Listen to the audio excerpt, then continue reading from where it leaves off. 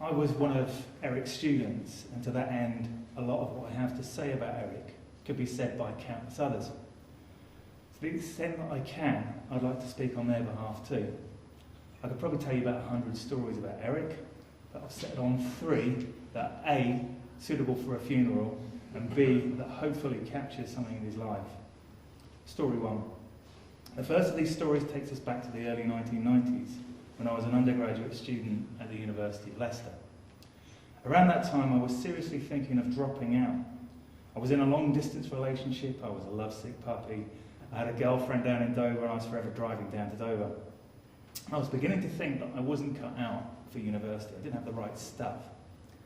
And I met Eric at the end of my second year, and in the beginning of my third year when he taught advanced sociological theory.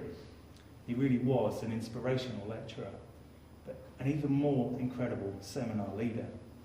He had a gift for getting the very best out of his students, and for making them feel special. At that crucial moment, he made me feel for the very first time that what I had to say was truly worthy of something. He gave me the confidence to speak and express ideas, and most importantly, he helped me to ferment my sociological imagination. In fact, Eric really made me fall in love with sociology, so much so that I went on to complete my degree and do a PhD in the subject under his supervision. Unlike so many students before me, Eric's tutelage had been quite literally life-changing. The sociology that he was teaching was something that I wanted to get with. It was something new, it was something fresh, and it was exciting. And at Leicester at that time, you really felt like you were at the centre of the sociological universe. I wanted to play my part in that. My plan had always been to get a soulless job in advertising or in marketing and make a load of money. But Eric's teaching had such a profound effect on me that I ended up pursuing an academic career. Unfortunately, financially, that wasn't the best move to make. But that brings me to story 2. By 1996, I'd landed my first job, again at the University of Leicester, in the Centre for Labour Market Studies, CLMS as it was known. And Eric was at that time a professor in the Centre for Research into Sport and Society, or CRSS as it was known. Now, both centres faced off each other on Salisbury Road, buildings faced each other. And at lunchtimes, Eric could take up a vantage point, literally overlooking my office. And he used to tease me about his direct panoptic supervision. He could quite literally look into my office and make sure I was getting on with the work, because I was still at that point getting on and finishing my PhD. He also joked that he put the super into supervisor, and he wasn't wrong, but he was super in more ways than just academic. I remember one evening we had a works do for the CLMS, and I invited Eric to join us. He was an immediate hit with all of my colleagues. Within 5 minutes of joining our party, Eric was up to his usual tricks, and most people will recognise these. He was dancing with a pint of beer on his head, he was arm wrestling colleagues, he was flashing his gold card to a female colleague he was unsuccessfully trying to chat up, and he was working his way through the stock of fabled dirty limericks, and so on. And yet later that evening, he was earnestly and passionately engaged in a full-blown academic discussion of the Kantian a priori. This is after 6 pints as well, yeah. I was able to do this. And that for me really sums up memories of Eric.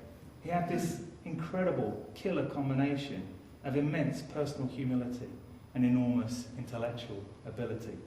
He didn't have a shred of personal arrogance or hubris. He was incredibly approachable, convivial, and above all, fun. But when it came to ideas, when it came to sociology, there was nothing more important, nothing more serious.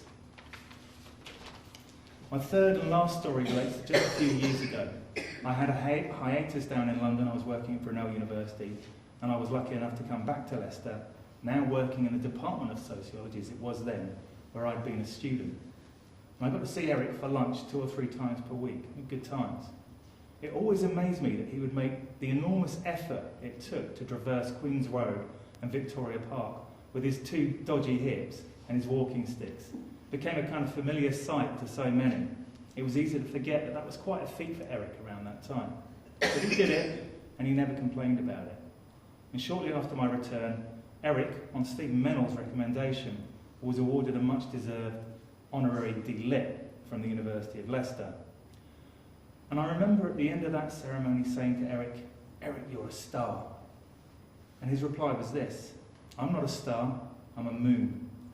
As though his only light was that could be reflected from the brilliance of his mentor and teacher, Norbert Elias.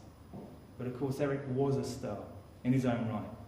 Not simply because of his enormous academic success, but because of his brilliance as a teacher and as a friend. And for me, those two are completely indistinguishable. He's shone his light on me, and I, like so many other students before me, basked in it. I flourished, and I grew. And he's still shining on now. An enormous, brilliant, wonderful figure who none of us could ever or would ever forget. Thank you.